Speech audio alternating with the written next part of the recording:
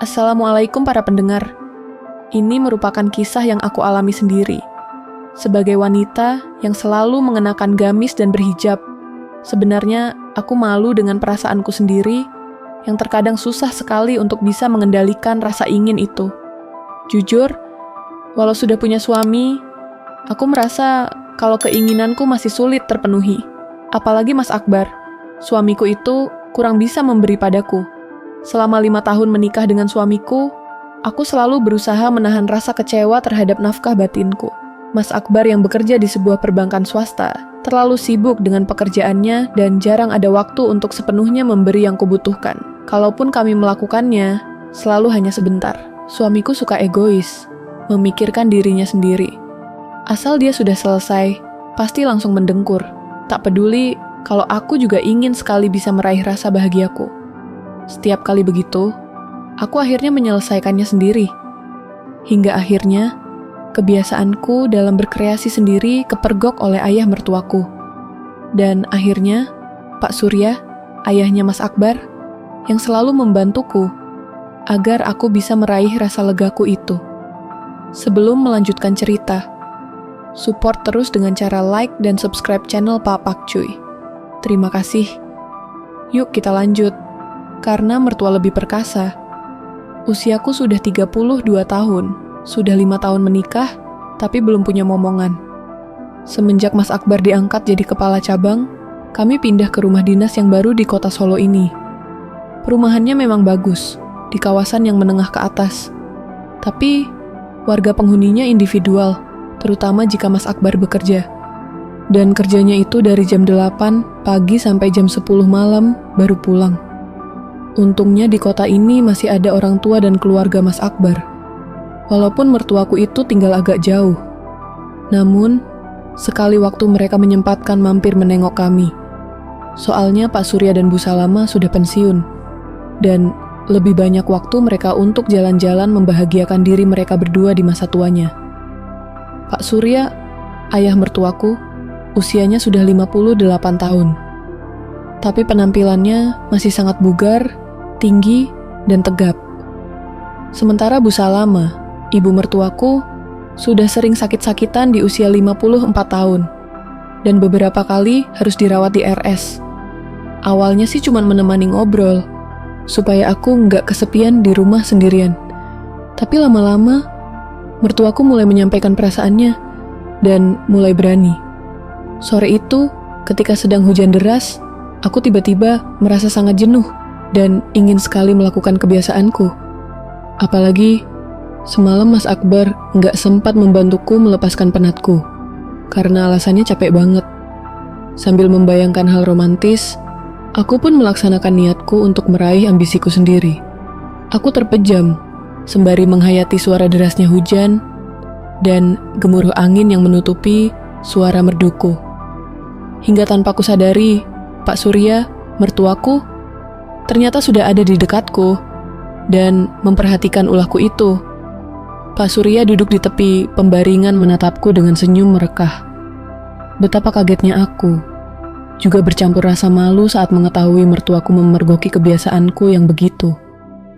Tapi tumben, kali ini perasaanku bercampur aduk bertemu Pak Surya. Apalagi mertuaku itu sempat lihat aku melakukan sesuatu kepada diri sendiri. Kamu sering yang seperti itu, kata Pak Surya yang sudah menyusul aku ke dapur dan duduk di meja makan. Apaan sih Pak? Malu ditanya gitu. Cetusku seraya membuatkan teh hangat untuk mertuaku di dapur. Kenapa harus malu? Itu wajar kok. Maksud Bapak? Jawabku bingung. Aku juga sering begitu kok, karena ibu mertuamu sudah nggak bisa. Ibu gimana kabarnya Pak? Aku sengaja mengalihkan topik dengan menanyakan kondisi Ibu Salamah. Tapi Pak Surya kembali lagi membahas topik yang lebih menjurus ke hal itu lagi. Ibu baik-baik saja. Cuma kamu emang gak boleh lo sering melakukan sendiri seperti tadi. Ujarnya padaku. Kata Pak Surya selain hal itu gak baik. Sayang juga dengan citraku sebagai wanita yang alim dan selalu tampil gamis. Menurutnya, seorang istri harus bisa membuang rasa sepi saat ditinggal kerja oleh suami dengan hal yang positif. Bapak cuma khawatir kalau dari kebiasaan itu kamu jadi mudah tergoda dengan rayuan lelaki lain.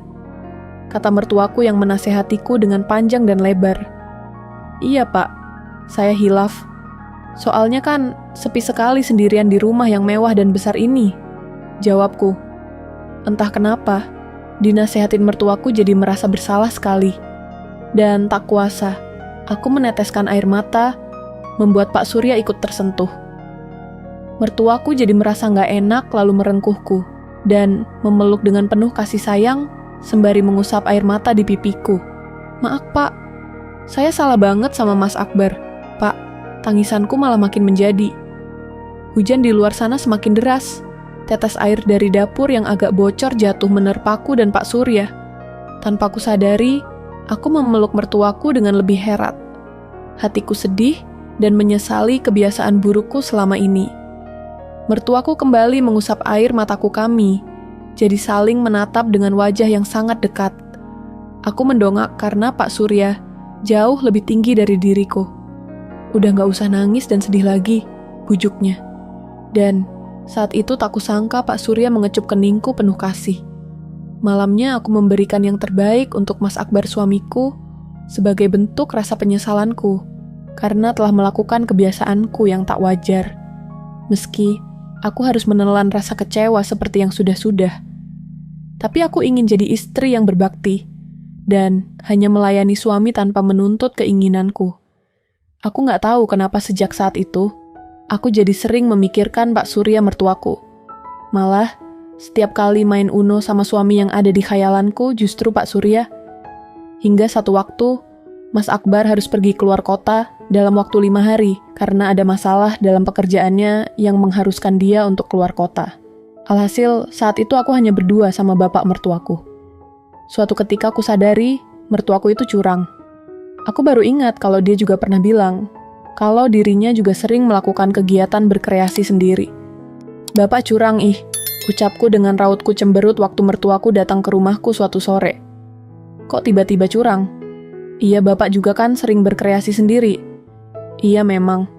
Tapi kalau bapak kan karena ibumu sudah nggak mampu.